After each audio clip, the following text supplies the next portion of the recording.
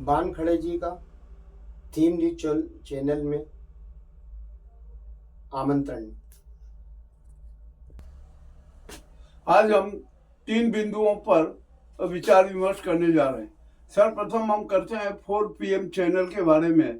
वहाँ पर जो उसके खास प्रमोटर थे अशोक वानखड़े जी ने 4 PM छोड़ने का ऐलान कर दिया और यह भी कहा कि हम हमारे साथियों के साथ 4 PM को अलविदा कह रहे हैं।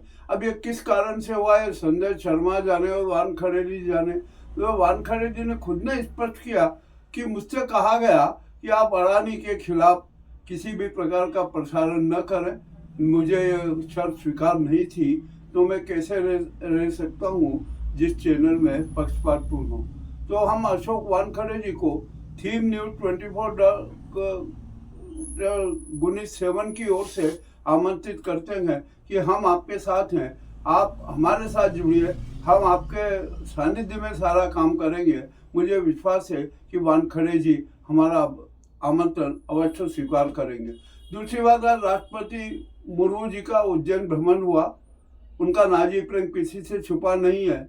वे 9:50 पर हेलीपैड पे आई, वहाँ से सीधे महाकाल दर्शन करने के लिए पहुंची सेक्ट्राइट रोड से। उन्होंने महाकाल में पूजा अर्चना की और महाकाल का अभिषेक भी किया, उनका ध्यान भी किया और इसी बीच उन्होंने एक कुछ सफाई का नाटक भी किया कि जो अच्छा नहीं लगा कि महाकाल मंदिर में तो यूं ही सफाई रहती है, इतने कर्मी लगे रहते हैं, कोई ऐसी बात नहीं है। और उसके बाद वो मुर्मू जी ने महाकाल महालोक का भी भ्रमण किया, किंतु वह मुर्मू जी को अज्ञानता में रखा गया। उन्हें संज्ञान नहीं दिया गया कि महाकाल महालोक के योजना, निर्माण और उद्घाटन में कितना घोटाला हुआ। खैर, जो भी हुआ को अब तो मुर्मू जी को सोचना है कि आखिरकार उनके साथ किस प्रकार का ये नाटक क्यों किया गया।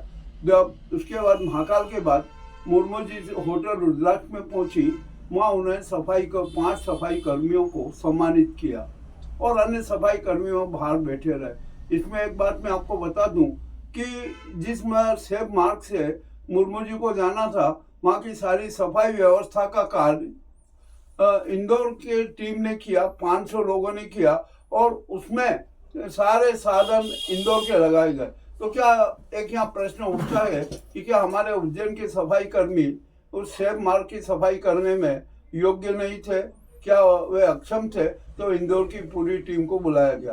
खैर, जो भी हुआ को मुर्मू जी सब कुछ देखने के बाद, सब कुछ करने के बाद उज्जैन से रवाना हुई। उन्होंने उज्जैन इंदौर 6 लेन के भूमि पूजन भी किया। जो भी किया को सब अच्छा किया, परंतु वह भ्रमित होकर ही उज्जैन से रवाना हुई है। हम यह बात स्पष्ट कह देना चाहते हैं।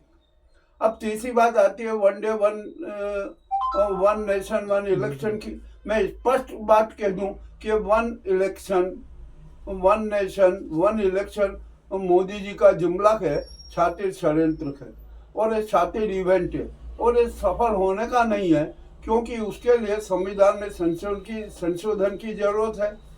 और दूसरी बात, सभी राज्यों की स्वीकृति भी चाहिए।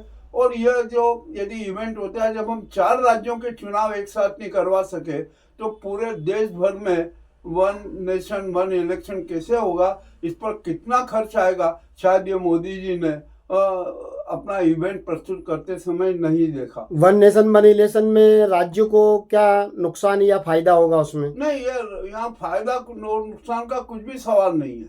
यहाँ तो व्यवस्था का सवाल है कि इतनी बड़ी व्यवस्था कर ही नहीं सकते। राज्य के मुद्दे स्थिर हो जाएंगे। कहाँ से लाएंगे 40-50 लाख ईवीएम? और ईवीएम से मतदान तो बैन होना है, कुछ भी नहीं होना है किस प्रकार का। और जिन राज्यों का चुनाव 2025 में होना है, क्या उन राज्यों का चुनाव 2 नवंबर 2024 में होगा? और यदि यह व्यवस्था भी लागू कर दी गई तो जिन राज्यों में चुनाव होगा, क्या उनकी विधानसभाओं का कार्यकाल 3 वर्ष का ही रहेगा? बड़ा सवाल है और बहुत पेच फंसे हुए हैं। 1 नेशन 1 इलेक्शन की धारणा उचित नहीं है, जहाँ तक हमारी दृष्टिकोण से, हमारे सोच में है। आपका नाम? कैसे यादव। ग्राउंड रिपोर्ट मुकेश लश्करी, थीम न्यूज चैनल उज्जैन।